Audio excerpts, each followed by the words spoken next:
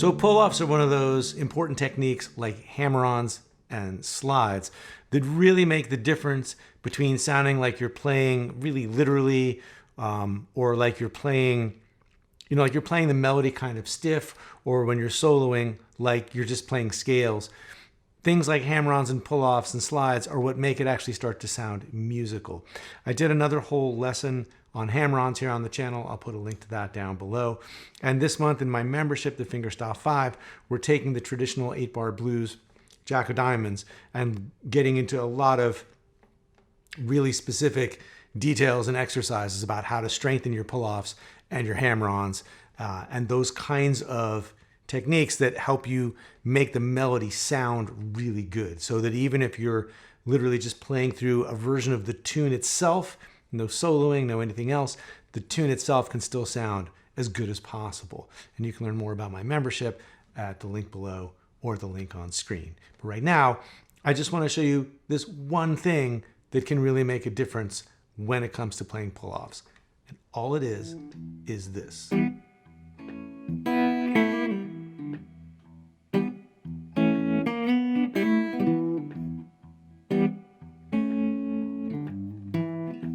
The only thing you need to remember to make your pull-offs sound better is that they are pull-offs, not lift-offs. And what I mean by that is, let's suppose you're down here in open position, going from the 3rd fret on the 2nd string, which in this case I'm in drop D tuning, so that's the root of the chord that I'm on, a D, going down to the 1st fret. So I could just play this with fretted notes like that, or I could do this pull-off to get to that note. And the difference between pulling off and lifting off is that if you think, oh, I'm just removing this finger and then I'll get the other note, you're just going to lift your finger straight off of the string. And the 2nd note isn't going to be as loud. You're just going to get as much volume as is left over after you lift your finger off. And the longer you wait, the quieter that 2nd note is going to be. But if you think of it as a pull-off, where you're literally plucking the string with your fretting hand, in this case, since I'm right-handed, with my left hand, instead of just lifting the finger off, you want to pull towards the ground with your finger. So if I really exaggerate it, like you don't really want to bend the string, but like you're pulling this way while your finger's still pressed to the fretboard, so that when you let go, you can actually feel the string pop out from under your finger.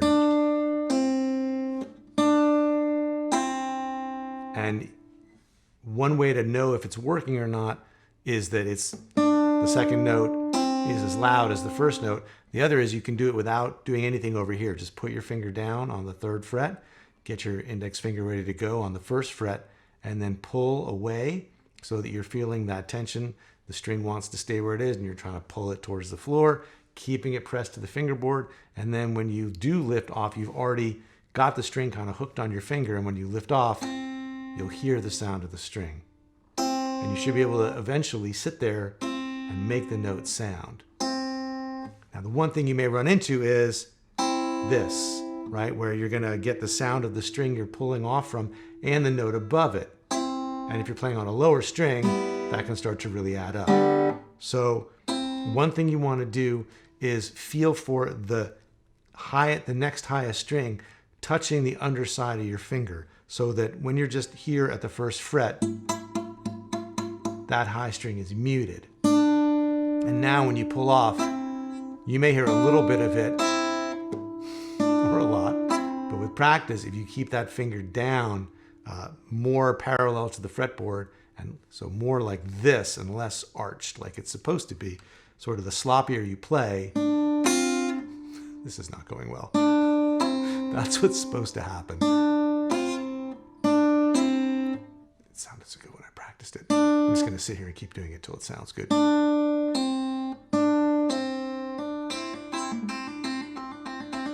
Right, that's better. So all kinds of horrible things can happen until you kind of dial in exactly where that needs to be so that it works.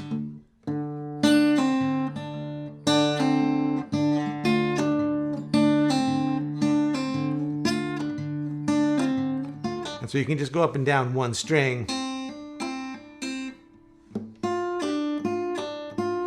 trying to get those to work. And if you get all kinds of horrible noises, you just want to kind of look at the angle, like look at the rotation of your wrist and where it needs to be so that it's doing what it needs to do. So if you're on the high string, no problem, and that's a good place to start. But the problems don't really come in until you're playing on one of the lower strings. And so there's this delicate balance, like if you're on the 3rd string, right now I'm on the 4th fret going to the 2nd fret. If you do pull all the way across everything, no amount of damping can really get rid of what's happening higher up without it getting really awkward. So you want to think about pulling away and up sort of within the vicinity of the very next string, so that in slow motion you're not going all the way across when you pull off.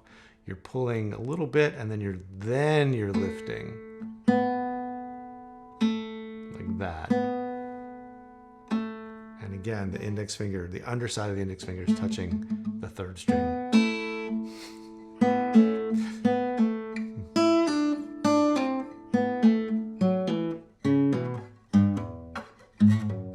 And so on. So you can just try going across the strings and just trying to get that sweet spot where you're pulling off just enough that you're touching the next string, but you're not sweeping across all the other strings. So the fact is, once you're actually doing this in real time, and there's other things going on, like if you're playing with your thumb, if you end up with a few little sounds on top, it's not going to be a big deal. But if you want to really start to get those notes to really ring out when you've pulled off,